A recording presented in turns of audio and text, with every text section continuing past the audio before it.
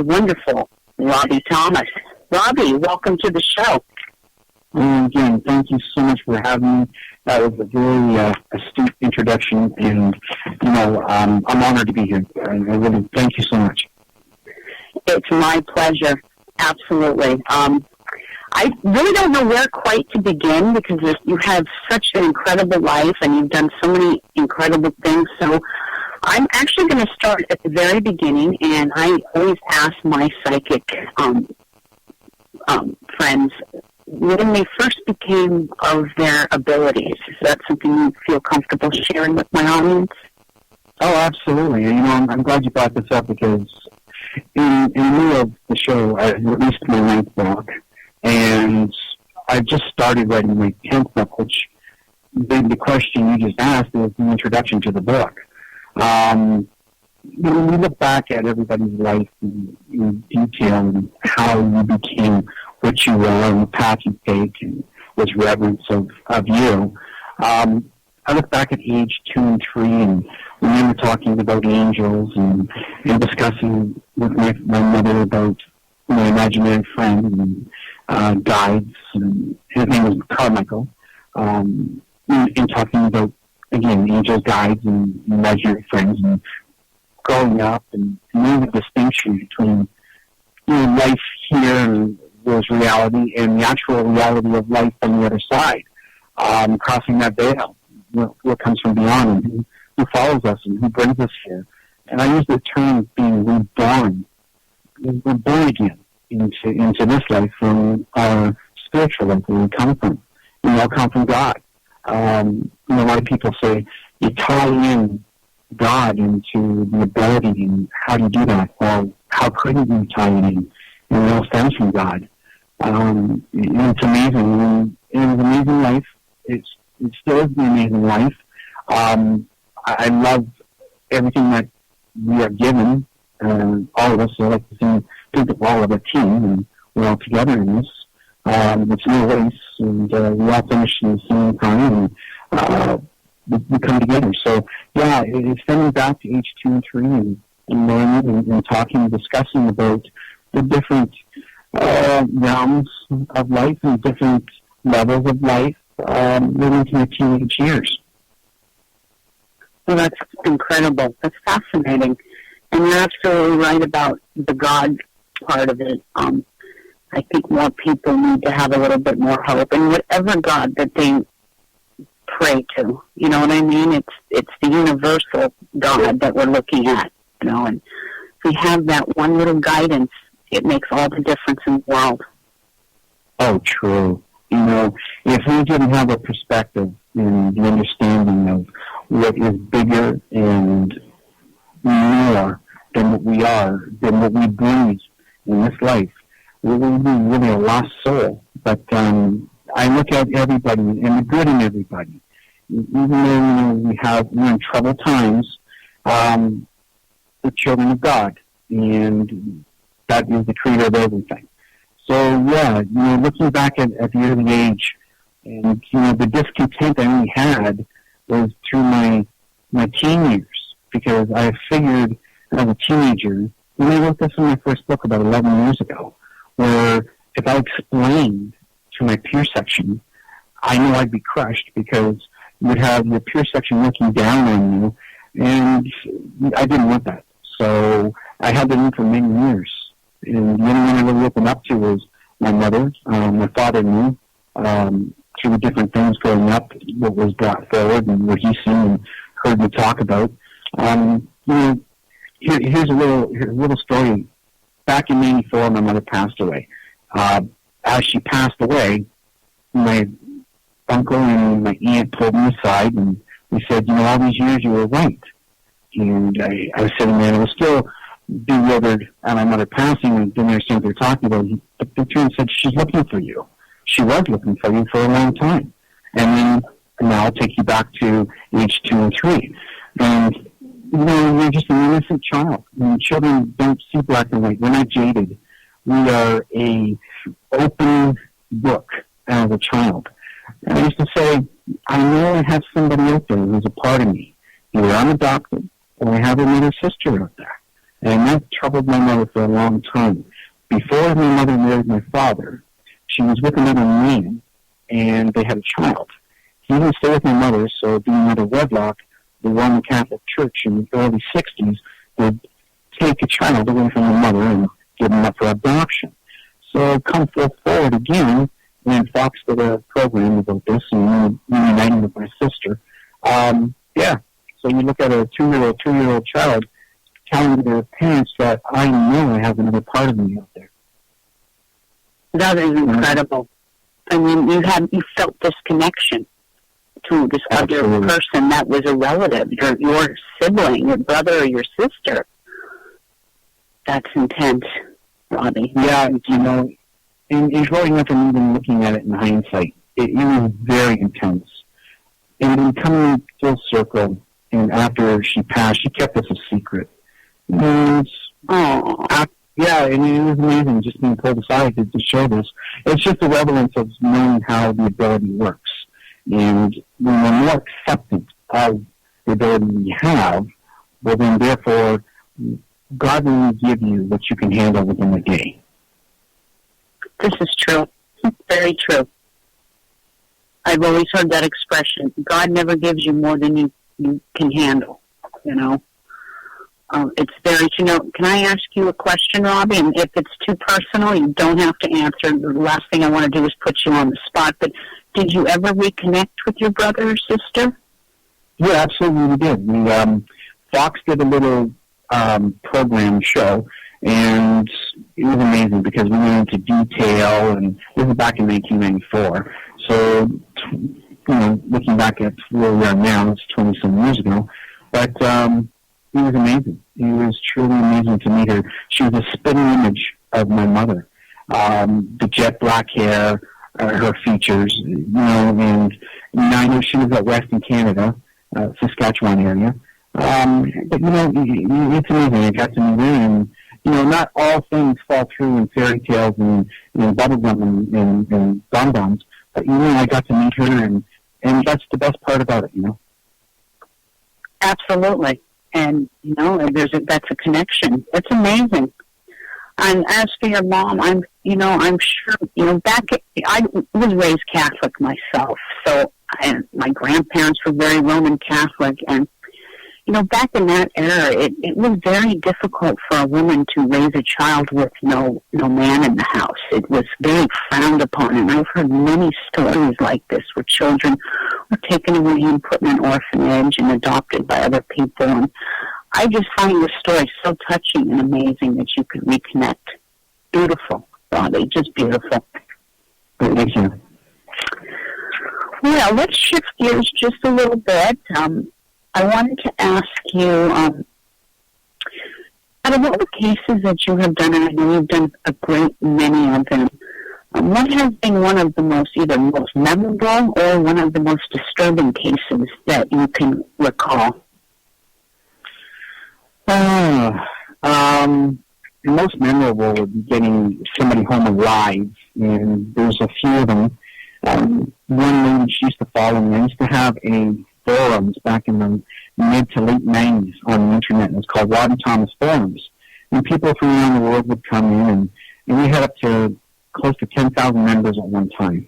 The start of the internet age and forums and what have you. And I spoke about spiritualism and how to connect, and we talked about many aspects, dreaming and what have you.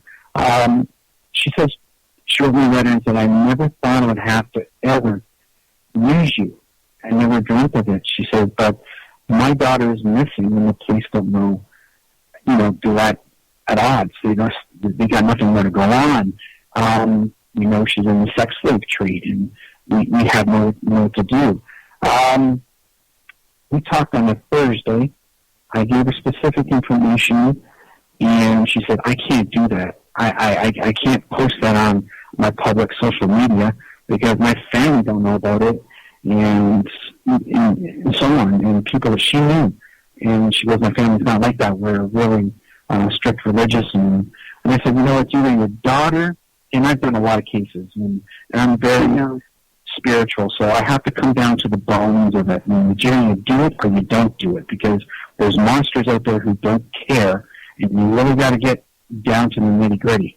So I explained to her, I said, I give you so much information, and I want you to do this because I know they're watching you.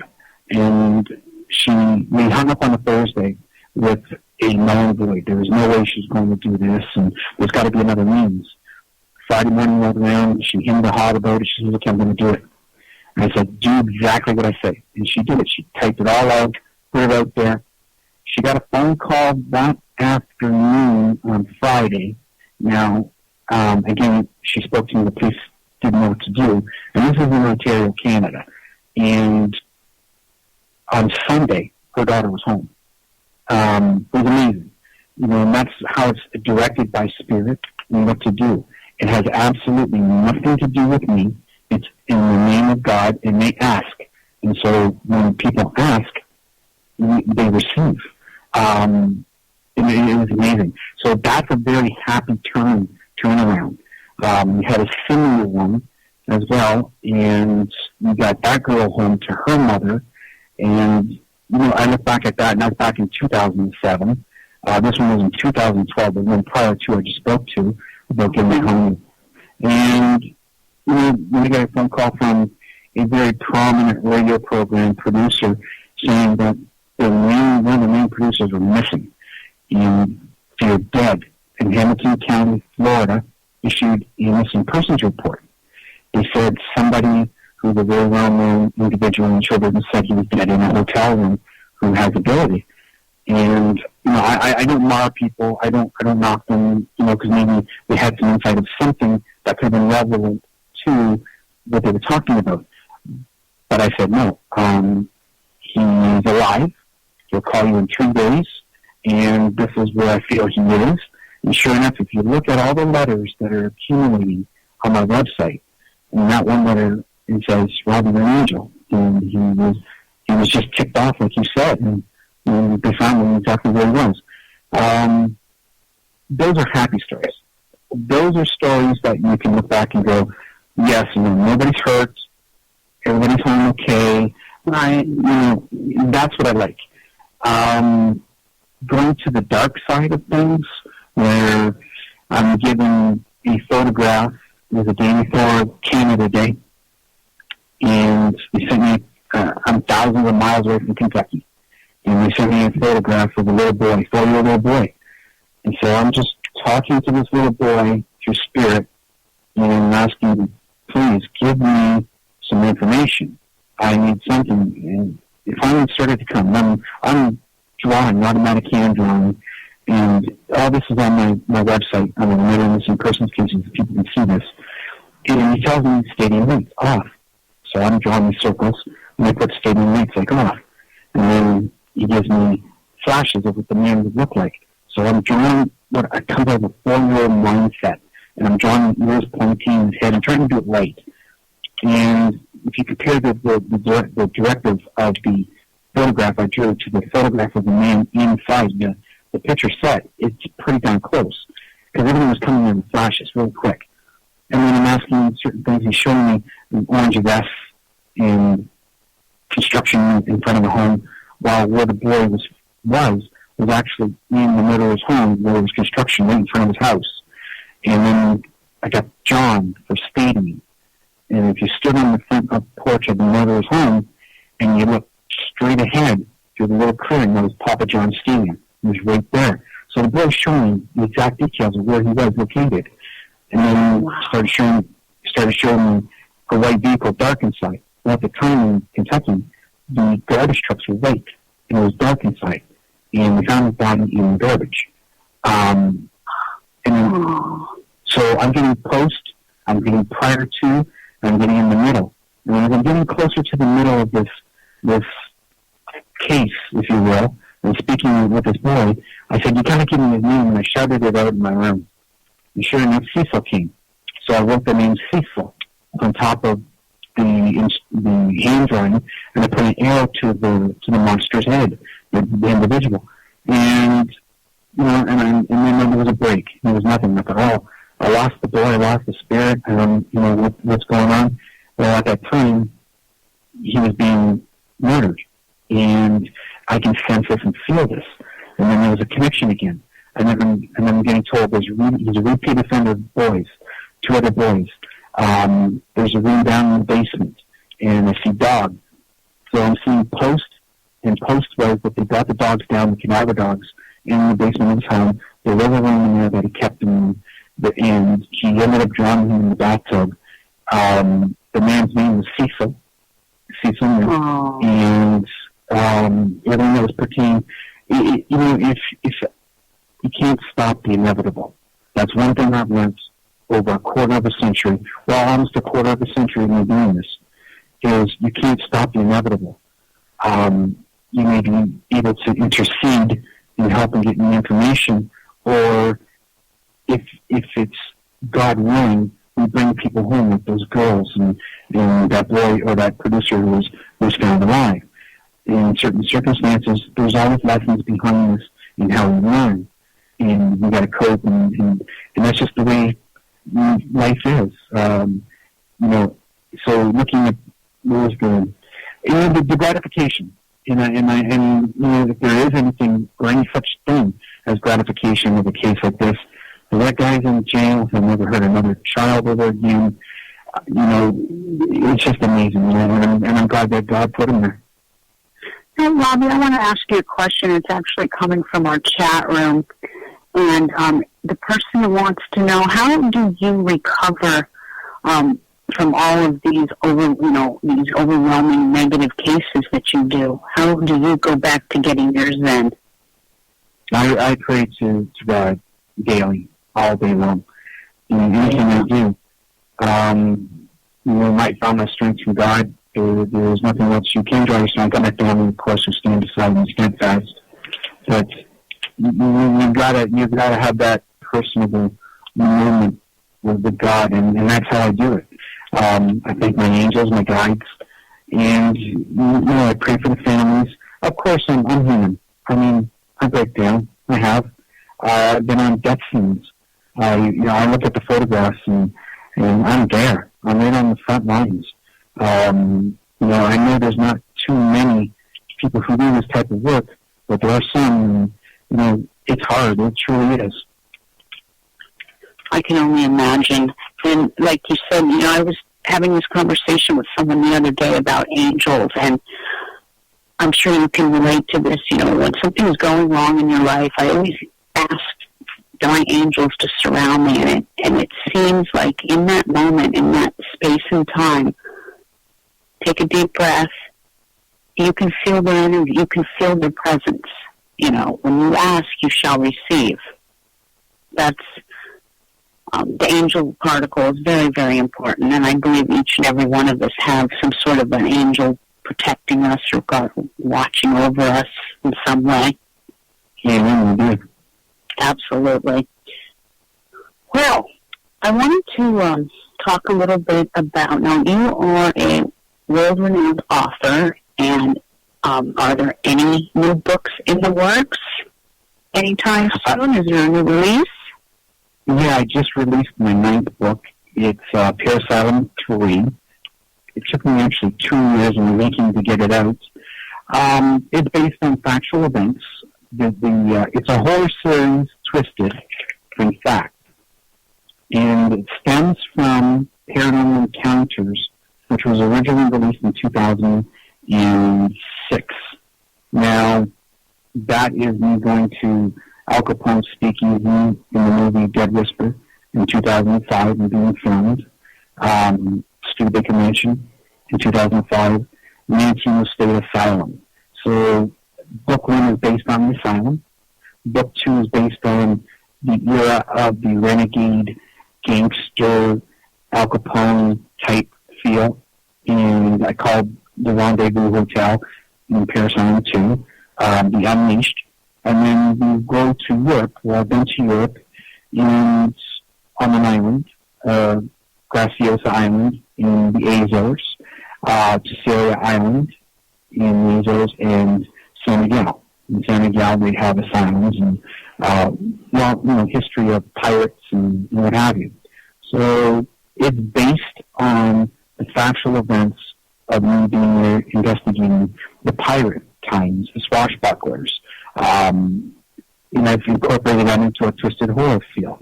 Now, it's amazing. I'm waiting for feedback. There's a lot of critics who have it. Nobody's commented yet. Some of them I gave teasers to, around maybe a dozen people. They loved it. So now they got the full version. We're waiting for them to comment, and it just got released just days ago. So, yeah, I'm pretty happy. I'm impressed with myself, to say the least, to get it out after 2 years of waiting to get it out. But, yeah, and in the making, I'm starting my 10th book, and it's based on my life, taking everybody down the trail of missing persons cases that we discussed in the beginning of the show, growing up with ability, living paranormal, teenage years, the coping, all the events that have taken place over, quite a few years. In 49 coming up, so I'm putting into like a memoir type thing. And I'm going to talk about the good, the bad, the ugly. Of course, there's always the staunch people out there who don't believe and want to listen to their life. There always is. Yes, there always is. It is. You have to. Yep. I think it makes us. Yes, I was just going to say, I think it makes us have to get a hard shell on our back, or like you said, a thick skin, and rise above it. And it's something through the years I've really tried to overcome and not let the little things bother me, because opinions are always opinions. And you, just like me, we walk in cosmic consciousness, and not everyone can do skiing. Have you ever come across any kind of demonic cases? I look at the evil that men do in relation to the murder cases. You can't get any more demonic than living and being there on the front lines and seeing the mutilation of bodies and that type of thing. Not too many people can handle this. And, I've done a lot of cases through the States, and I'm a Canuck. And, I love people. I never say no. Like today, just like yesterday and the day before, I got a case sent to me, and it's FBI related, and it's about the 19-year-old girl in Tennessee who was put on fire. So I'm sure people in the States know about that case. It's amazing. And corruption, evil that men do, yes, I see corruption. I see, and it stems from any profession in life. And don't get me wrong, I've worked alongside U.S. Marshals, many sheriffs, many different chief of police, and good police officers, brothers in blue. I went through to be a police officer twice. Looking in the other aspect of it, do we have bad police officers? Yes, we do. There's corruption. Do we have bad doctors? Oh, absolutely. There's corruption. Do we have bad judges? Oh, absolutely. And there's bad in anybody. The evil that men do, demonic cases, looking at that part of it, and then if you're speaking about the paranormal side of it, being involved in filming and traveling throughout, again, I've been to Moundsville Prison in West Virginia. I've been down in New Orleans. I've been throughout Tennessee, Kentucky. I've seen some cases that are just phenomenal. Been with some people from television, from sci-fi, and we've investigated some places throughout. And, there's some stuff that has happened. Like the Sally House movie. We were there for a week. Prior to going down to that, 1 year, it's the very day, 2006. It was supposed to be Discovery Channel, and the film producer and a bunch of people off the Dead Whisper. And I got visited by a spirit from the Sally House, and she said, "Don't come here." And she explained why. And she started pointing out different individuals what was going to happen and what's going to take place. And so I called up the producer and I said, "I'm not coming." And he couldn't get over it. And I said, "Well, I'm visited by spirit, and this is what the individual told me." And I started explaining it. And he was really upset. He goes, "Get on the plane." Well, I didn't show up. And sure enough, on the weekend we started to shoot on a Friday, the film was a kibosh by Saturday night. And I had a recording of him going through the Kansas City airport saying, okay, Mr. Psychic, and you're right. And then I found out through filters of everybody who went that everything that was, I told everybody that was involved that I would come in why, it all came true. A year to the very day, I'm on tour throughout the United States in 2007, and I'm visiting, like I said, New Orleans and different places, and I get a call, come up to Kansas. So we stopped off in Kansas. We're on the front porch of the Sally House, and it was a year to the very day, and people started flying in from all over. Came from Canada, all over the States, and the news teams were there, and we all got wind that we were in Kansas, and then the producer that hooked up with me wanted to just do a 5-minute little tidbit that was there, but it ended up being a whole feature film. It was something else. Wow. Well, I was watching the Sally House, actually, a couple hours ago before I was on, getting ready to go on air with you, and it's fascinating. You know, I have a little kid who's kind of fascinated with the paranormal, and she just kind of sat there very intrigued by it. You know, just enthralled with it. It was like, wow. You know, so I actually posted that on my Facebook page, and I hope you don't mind. No, not at all. The video, I wanted everyone to kind of watch it and get a good idea. And, you know, there's something in that video that I thought was really wonderful, and I don't know too many paranormal investigators that do this, but you use animals in your investigations. Is that correct? You know, that was the very first time an animal was actually used in the entire investigation. A dog. And then now later on, you see Zach on Ghost Adventurers, they brought a little dog in, and we started to use a dog years later. What we did was we were sitting down with the press corps at breakfast one morning, and the producer who was shooting the movie said to me, we want to do something totally different off the wall that's not been done on any ghost show or any paranormal show. And as he's talking to me, I'm looking over his shoulder into his truck at this Great Dane, great big monster dog.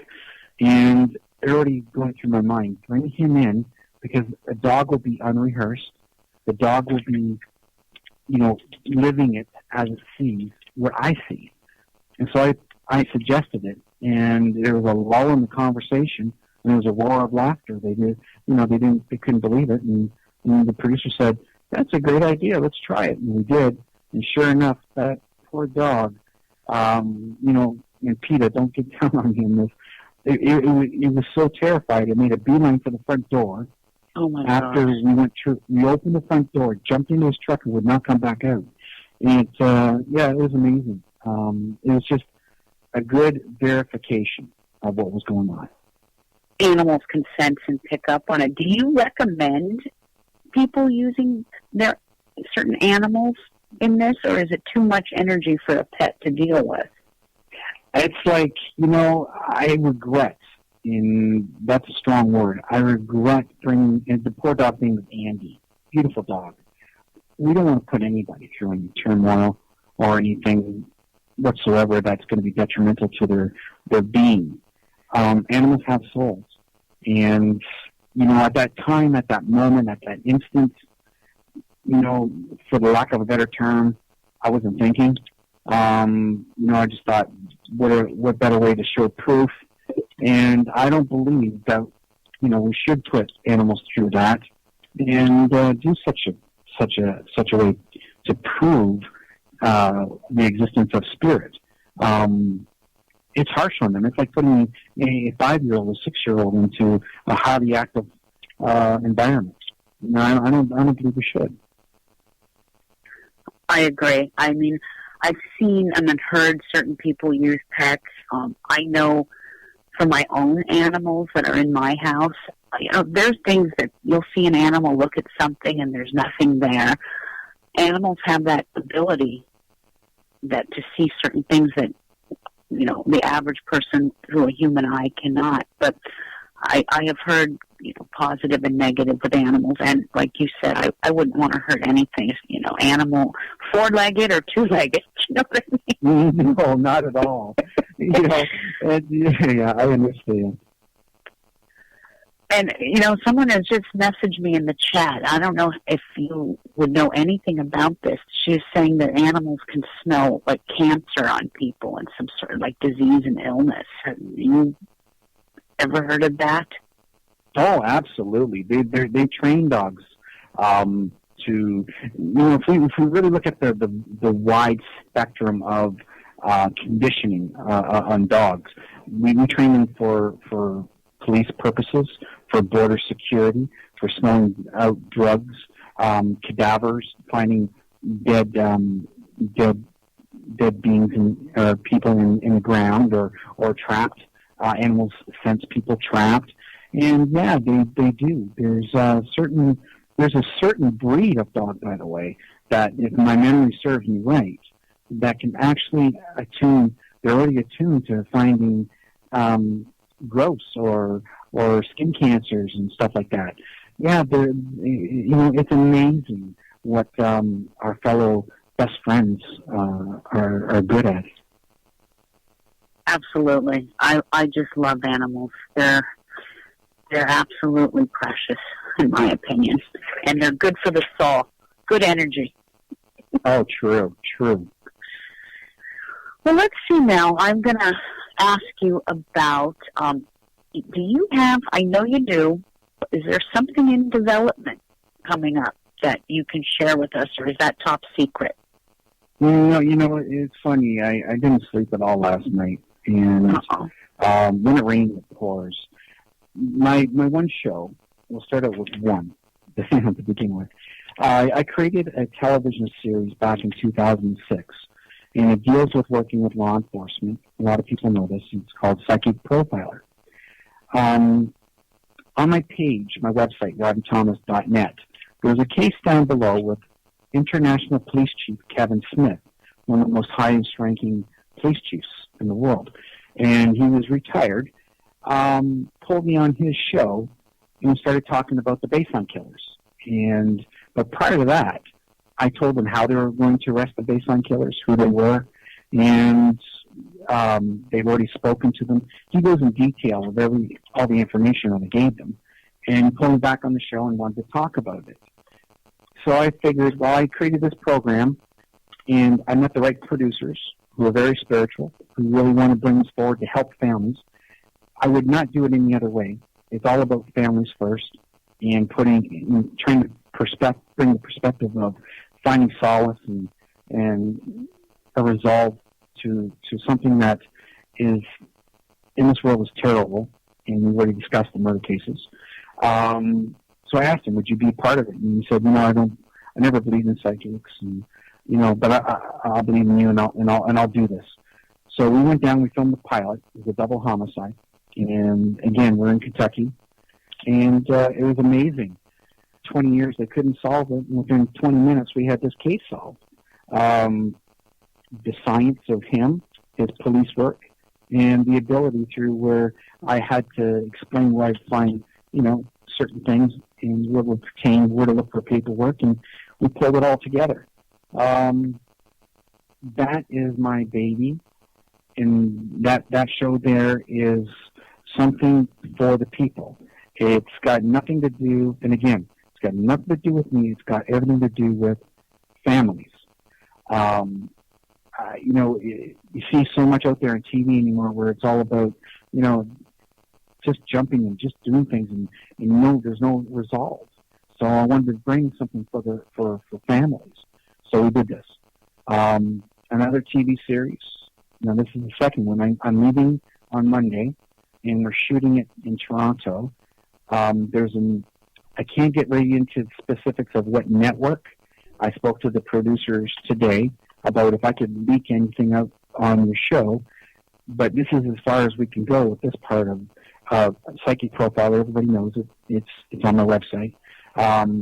America's Most Wanted film crew. Like, here's another tidbit for that. Just jumping back to that show, they jumped to it right away. And I remember sitting at supper with the head of the film crew, and what Jim said was, John Walsh knows all about my work. And I thought, wow, this is just blowing my mind. And he goes, yeah, it's amazing what you do. And we jumped to it right away because John's on CNN, And at the time, he wasn't really on CNN. He was just going that direction. But they were up for a gig, and they wanted to film something really integral that got promise for families. And so they jumped to it. They're from Carolina. And they jumped to come all the way down to Kentucky and film, and they're going to be the film crew. And, of course, Lamport Shepard's from Toronto, award-winning film production of Lamport Shepard. And it just all fell together. And so then we created another show, and that's being shot. As I said, I leave on Monday to film that. And very soon there's going to be something that's coming forward. It's going to be big news for the whole paranormal community. And I think everybody should come together on this. They're going to love it. That's everything from spiritual to paranormal. It's going to be huge. There's nothing out there like it. And it's just not my show that's being filmed this one on Monday or psychic profile, but this is bigger. And so that's as much as I can get into on that aspect. Okay. Last night. Wow. Yeah, Okay. I know. No, that's great. I know, and I'm happy for please everybody. do. I love to hear what you have to say. Please, carry on. Yeah. No, and I'm happy for everybody in the para community. I'm going to be a big part of this, what's coming forward, and it's going to be good for everybody. Now, going to last night's phone call, I was speaking to a beautiful, incredible woman for 8 years, maybe, roughly, and we talked about another show. And she said, I want you to offset James Van Prague. And this is what the beginning of the talks were back then. And you'll sit at a table, and you guys will do your thing, and we've got certain things we want to put levied on the table, and you guys talk about, like subject matters. And I thought, well, this is really good. I was interested, wasn't interested, and then I didn't do it. And then she said, okay, well, Hearst Productions, they want to talk to you about a show. So, again, here's another show. And so it didn't go too well. They wanted everybody in L.A. right away, and I'm in Canada, and I couldn't leave, so that's one show I didn't get. So then come full circle to last night's phone call. She calls and she says, I'm offering you this show. And I said, yeah, we talked about it for years. And she said, yeah, and what do you think? So we went through the aspects of everything, what I like to do about it, what I want to introduce to the show. I'm going to be the host of the show. She agreed. Everything's set and done. I got my manager talking to her. Everything got mailed off today. We're hoping to hear back quickly. Paramount and Viacom, major companies, they own it. And, it's a step in the right direction. I would love to tell you the name of the show. I would love to get into specifics, but until I can, I can't. I understand, my friend. Yeah, and I'm just happy to let you guys know about this much. And this woman's fantastic. She's a multi-Emmy award-winning film producer. She's done, oh my goodness, hundreds of shows from anime, sci-fi to you name it. She used to be the anchor woman for CNN for 25 years. So we're talking about somebody who's very integral. Yeah. Okay. Yep. I think I know without me saying it. Wow. Yep. She's a good friend of mine now, and like I said, for 8 years we've been talking, and last night we just talked it up for over an hour, and there was no convincing. I mean, we talked, and she just said, I want to give you the show, and I said, you got it. And let's do all the fine-tuning and do it. Yeah, absolutely. Well, you have a message coming through in the chat room, and it's from a lady, I believe her name is Cheryl, and it just says, hey, Robbie, congrats on all of your new exciting projects. Your hard work is paying off, and humanity is benefiting from your gifts that you share with the world. Oh, How I pass that along to you, and that you are absolutely amazing. My chat room is, I don't know if you're in my chat room, Robbie, but no. you are getting I wouldn't even know how to get there. and beautiful accolades right now. Well, thank you so much. I'm going to have to go get some of your books, and I'm going to have to go get some of your books, because that's all everyone in my chat is talking about is your incredible books and how they've helped people. Oh, well, thank you so much. That means a lot. I mean, again, you say that it's your books, but it's everybody's, and I'm just giving a message from God and Spirit, and I'm just glad that it's helping. If it helps one person, That's all that matters to me, you know what I mean? And I'm glad, I really am. Now, if anybody wants to call in, feel free. The number here is 1-607-441-6233. Once again, 607-441-6233 is the call-in. If anyone wants to ask Robbie a question, I've answered pretty much a great deal. You've answered a great deal of my questions tonight. I've kind of run out of material here. I actually want to run something by you. Now that I know that you deal with missing children and whatnot, do you reach out, if you see something on TV or on the news or in the newspaper, do you get a premonition? Do you reach out to the family? And I know you're in Canada,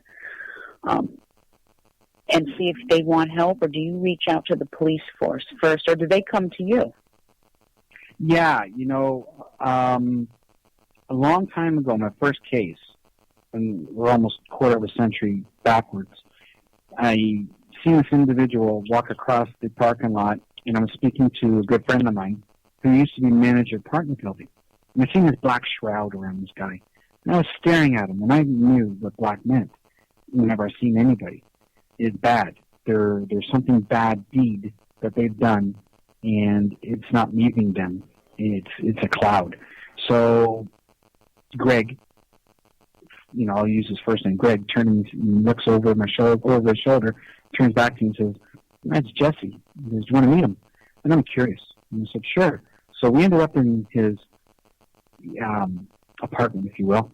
And if you can picture a mini sawed-off Eddie Van Halen. This gentleman was 5'0", but a spitting image of Eddie Van Halen with the long hair and what have you. And I, you know, went in there, and at the time I was going through to be a police officer, you know, doing testing and what have you. And so my line of questionings would pertain to like straightforward. And this individual caught on to my drift, and he asked me to stand up. And he goes, "Are you effing hot?" And I didn't understand what he meant. And he lifted up my shirt and he started patting me down. I knew exactly what he meant, because I was wearing a wire. And so he pushed me down in the chair and he goes, "You really wanted to know?" And he says, "We're across the way ripping off a car stereo, and another individual that he was with is murdered the second time now is in jail for saran wrapping his girlfriend, watching her die. This guy's in jail." Oh my God. But he goes, he went across the way and wanted to rob the little gas bar. And so we went across there, and he explained everything. He said, "You should have seen him pull up the gun, he was shooting him, he was hopping like a rabbit." And, you know, I'm listening to this. And so the only time I ever really went to the police was after I left his apartment. I went down and told them, and they said, "Rob, you have to wear a wire and go back and befriend him, and because we're in trial." And I didn't know. And so that was the only time I actually really approached the police. And, you know, coming off the Natalie Holloway case, coming right up to 2005, you know, I've never approached... Oh, you are a psychic, because I was getting ready to ask you. But I mean, literally, I just wrote that name down about 5 minutes ago. Oh, my gosh. Yes, Natalie Holloway. Yes. We were... I had a radio show from 2004 to 2008, and on 2 different stations. And during that time frame, I was the BBC, BBS radio were putting together when Natalie was in, or were missing, everybody together, a film crew and everything, to go down there, and I had my drawings and what have you. The authorities at the time said, "Don't come now, it's a bad time." We were doing it right. We were doing it right. We're going to stage it properly and get with the authorities and everything. They said, "Everybody's here. They're calling the island." And at the time, their economy was starting to fall because everybody was there just to find Natalie. And so we were asked to stay behind. So we did. And in doing so, the producer said to me, "What would you like to do?" And I said, "Well, let's go shoot in a movie called Ghosts and Legends." So I said, "Okay." So off to Chicago we went. As we're in the hotel room, and there was a bunch of people involved in this Natalie Holloway case that were brought to the table, from radio personalities to film crew people to people who I could confer with. And my drawings of his shoes and the beach area, and if you recall them saying at any time, like of late, that his shoes were left on the beach and stuff, well, those are the shoe drawings that showed up on Fox News. And the producer comes into my hotel room totally upset and goes, "You sold me out." He says, "You sold us out. You gave all your drawings." And I said, "No." And he flipped on Fox News, and there they were. So somebody sold us out that was involved with us and gave my drawings away and stuff. It was amazing. Yeah, it's amazing. You got to know who you keep ties with and what have you. Just a bad move on our part to let everybody have all this stuff. And, looking back at Natalie Holloway again, I was at Rogers Daytime Live TV out of Toronto. And this is my second interview with them. They brought up Natalie Holloway a little bit near the end of the first interview. I was doing a benefit for Make-A-Wish Foundation down in that area and for sick children. So I went on there to talk about it and some other things, and Natalie Holloway came up. And then they brought me back on a later date, and the host asked me, what do you think of Vandersloot and what have you? And I said to him right there, and I said, you know what? He's going to murder her again, and he's going to do it real soon. And sure enough, it was about 2 weeks after that taping of that show that Vandersloot murdered that girl in Peru. It's just, how it comes in and the information gets sent out, and it's through asking. So I realized through my course of my life, when people ask, I'm able to go out and help them. And if I go out and try to run out, it's, to me, and honestly, I look at it this way. If I run out to somebody and do it, is that ego? Is that, displacement? I'm not discerning the energy properly. So I won't do it. Victoria Stafford, beautiful young girl, goes missing. 2 days before she went missing, I've seen exactly where she went, what happened. And I'm explaining to my wife, who's sitting there, and my children are sitting on the floor. And I said, there's a little girl going to go missing. Blonde girl, she's going into the woods. Big, huge pile of rocks right there. And I'm explaining. So I start drawing. So I put the drawings away because I know what's going to happen. 2 days later in the news, 8-year-old little blue, beautiful blonde girl goes missing. They don't know where she is. So I go down and I contacted the family. I did this the second time. I contacted the family. I talked to Rebecca, who is the spokesman for the family. Got to meet the father and everybody down there, and I've met them many times and been in their homes, the grandma and what have you. And, I offered my drawings up to them. I gave everything to them. Went to Detective Brown inside the police station, and I said, I've been on film, and I know how film works, and all they had was a grainy visual of a lady leading Victoria away from the school. And I said, we really got to kind of like highlight that area. So they put a bubble around the people walking. And I highlighted a little bit, but really didn't emphasize on seeing the details of the person. So, a lot of people don't know this, but I was the person they planted in the mother's house. They brought me over there and they said my name was John. She was really, curious. The mother never left the house. Never looked for her daughter once. Never did anything at all, and was going on a show. That's all, it was crazy how this was all stemming from. So I profiled the woman, and I said, there's a man young as well. And they said, no, it's just a woman. I said, no, it's a man involved. And it's older than her, and his characteristics and what have you. Sure enough, the man was arrested, the dog, and the man. And where Victoria's body was the tree line of a big, huge pile of rocks. And I didn't understand why was there and then they